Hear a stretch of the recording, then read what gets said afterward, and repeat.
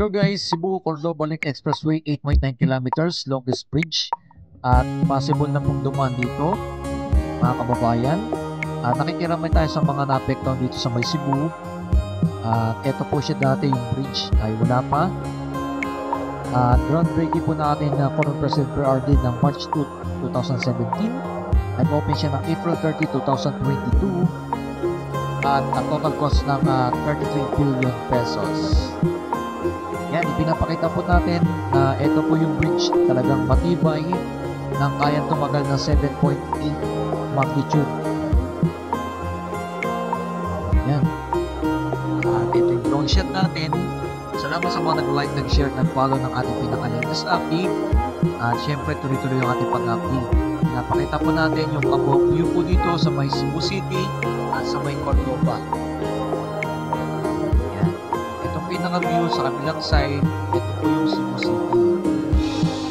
Ating pinapakita.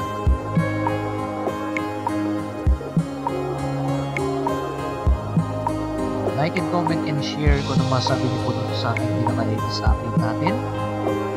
Ang ating drone shot natin mga kababayan. Ito ay napakalaking tulong sa ating mga kababayan dito sa may Cebu at sa may Cordoba. Nagagamit ang pagkilang po ito.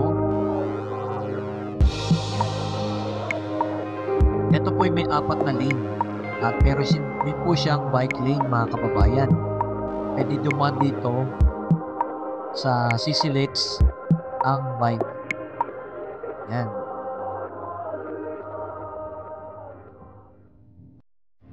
Kita nyo, tapos may mga nag-jogging din dyan.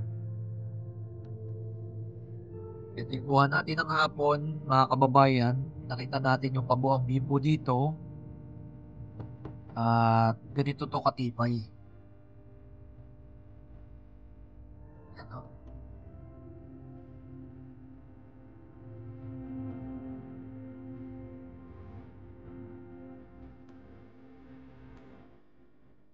Yan, i-comment nyo na bilang mga kababayan ko nang masabi nyo po dito sa CC-Lex.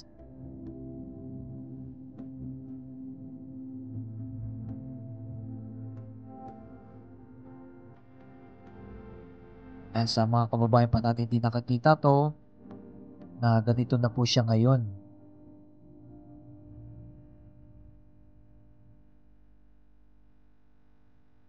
Like and comment and share. So kung saan nakaabot po yung ating video sa ating mga kababayan.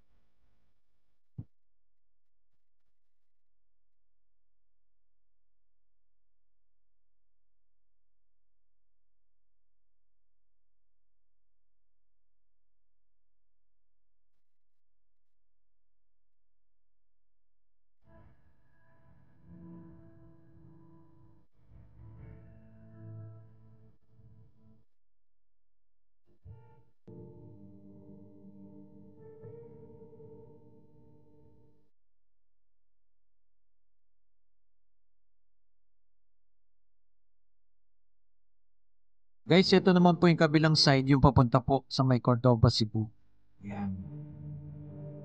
Noong 2020, ang population po ay umabot ng 70,595. Yan, inikot po natin yung pinaka-drone natin upang ipakita natin sa inyo ang kabuang view.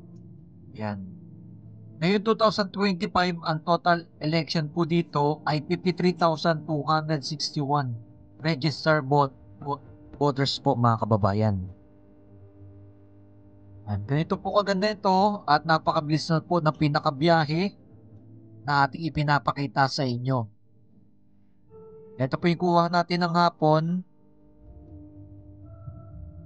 And syempre, huwag kalimutan mag-like, mag-comment at mag-share kung saan nakabot po yung ating video.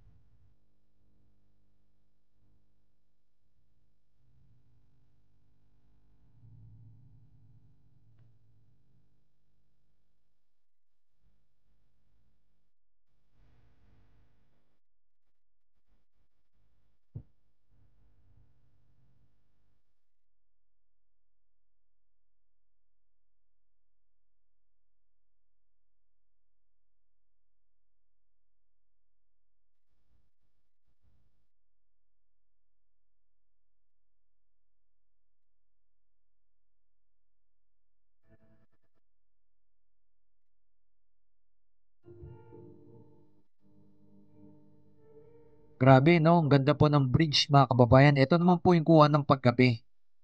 Yan. Ang kagandahan po dito, paggabi, meron siyang mga ilaw-ilaw.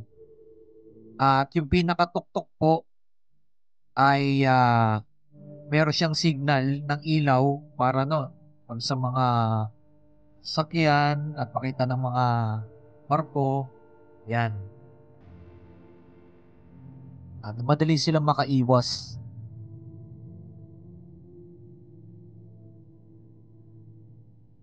Ganyan kaganda po itong CCLEX mga kababayan.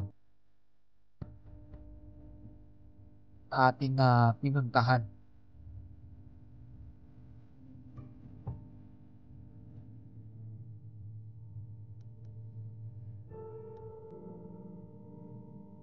Yan no. Kitang-kita nyo naman po yung mga ilaw at yun no, yung barko na dumaan dyan, madali nila matanaw para hindi sila bumangga mismo dito sa may bridge. At yung pinakataas po nito mga kababayan ay 29,200 feet. Kaya sobrang taas po ito. Talagang tanaw na tanaw ng mga barko. Ganyan po siya kaganda pag gabi.